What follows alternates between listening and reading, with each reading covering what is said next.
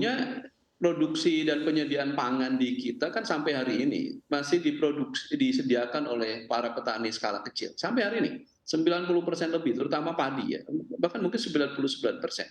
Artinya apa realitasnya bahwa keberadaan petani kecil menjadi satu pilihan yang tidak bisa dinegasikan, bahkan harusnya dia yang didukung untuk meningkatkan produksi. Jadi pilihan estate sendiri jadi satu hal yang patut dilihat lebih ulang modelnya ya maksud saya konsepnya. Kedua, pilihan lokasi misalnya. Di Kalteng tentu saja kita tahu dan belajar ketika proyek gambut 1 juta hektar zamannya Pak Harto gitu. Kemudian juga kita mestinya belajar juga ke apa putesit juga yang dikembangkan oleh Pak SBY waktu itu, yang kesemuanya kita bisa belajar dari dua hal itu gagal gitu. Nah kalau kita mau lebih cermat dan lebih teliti, tentu saja ada banyak hal yang menyebabkan kegagalan-kegagalan itu. Pertama, aspek agroekologikal gitu ya. Pertanyaan besarnya di situ, apakah konsep ini satu secara konsep, kedua secara teknis, pengembangan beras di padi di lahan gambut dan seterusnya. Walaupun ada banyak pakar mengatakan secara teknologi bisa iya, tetapi dalam konteks dibaca secara lebih luas dalam konteks agroekologis ini cocok atau enggak? Itu juga pertanyaan yang mengemuka sedari kegagalan yang periode Pak Harto maupun Pak SBY ya saya kira. Nah ini satu kalau saya melihat kegagalan terbesar yang pertama adalah soal agroekologi kan, karena kemudian ketika di model estate yang skala luas dibuka hutan dan seterusnya, walaupun yang beras katanya Baik, memanfaatkan X 1 juta hektar, baik, tetapi tetap saja daya dukung lingkungannya menjadi baik. lebih rendah itu satu. Kedua, pengembangan teknologinya perlu lebih serius dan selaras. Yang ketiga persoalan-persoalan sosialnya, Mbak. Ini Baik. yang menurut saya juga perlu dihitung gitu. Baik, artinya kan tadi memang banyak faktor ya Pak, mulai dari letak geografis begitu ya, pemilihan tempat, lokasi, lalu juga pemilihan dari SDM, teknologi ini menjadi faktor yang penting begitu untuk pengembangan dari food estate sendiri. Nah, jika artinya tadi kita sama-sama menilai begitu ya bahwa food estate ini boleh dibilang belum optimal, apakah sebetulnya ini memang perlu dilanjutkan untuk ke depannya Pak Said? Ya, sebelum memutuskan dilanjutkan atau enggak, kalau saya sejak beberapa bulan yang lalu, setelah menyatakan bahwa lakukan audit terlebih dahulu pada proyek ini. Tidak hanya konteks audit teknis, tetapi juga audit keuangan dan seterusnya, sampai audit possibility ya, kemungkinan ini dilanjutkan. Kalau memang dan harus jujur melakukan proses auditnya harus jujur maksud saya.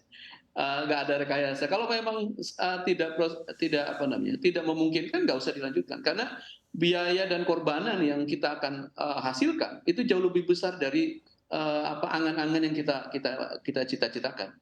Saya membayangkan kalau ada audit yang jujur tadi gitu ya dengan serius, kalau memang nggak layak nggak usah diteruskan. Tapi kalau layak tentu saja ada banyak catatan juga yang harus dilakukan. Pertama, perbaikan dalam konteks ekologikalnya, teknik dan teknologinya yang dikembangkan, penguatan daya dukung kapasitas petaninya, dan seterusnya dan terusnya. Saya cenderung sebelum mengatakan diteruskan atau enggak, lakukan dulu audit dan menyeluruh dimensinya jadi lebih luas. Auditnya tidak hanya ngomong teknis, tapi audit juga soal lingkungannya, audit soal sosialnya, bahkan kalau perlu soal impact di konteks budaya dan seterusnya itu perlu dilihat gitu.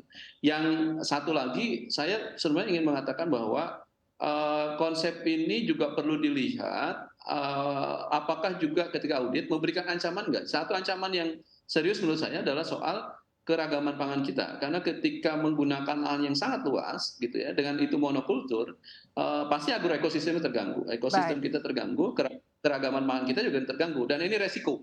Kalau kita makin terjerembab pada satu dua jenis pilihan komoditi yang agak berat, padahal selama ini kita beragam ya, dan Baik. jadi resilient kita lebih kuat. Baik. Kira-kira gitu Mbak Sinta. Baik, artinya memang perlu ada audit ya Pak untuk dari daya dukung petaninya sendiri, untuk teknologi, lalu juga untuk lingkungannya, sosialnya. Jadi artinya banyak faktor begitu ya Pak yang bisa menyukseskan dari food estate ini. Tapi Pak jika kita beralih Ya, begitu Mbak ya Sinta, sorry, mengenai, baik Pak? sorry Mbak Sinta, saya mau satu.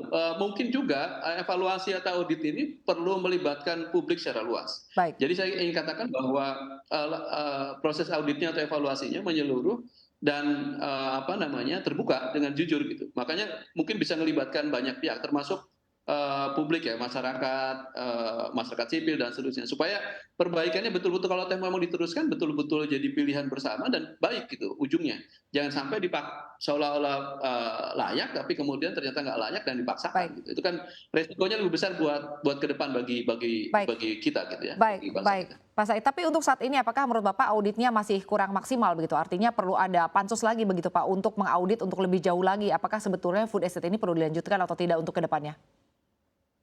Ya saya kira itu pilihan yang tadi disampaikan oleh kawan-kawan di DPR itu pilihan yang bisa diambil ya, ada pansus. Tapi memang lagi-lagi kan selama ini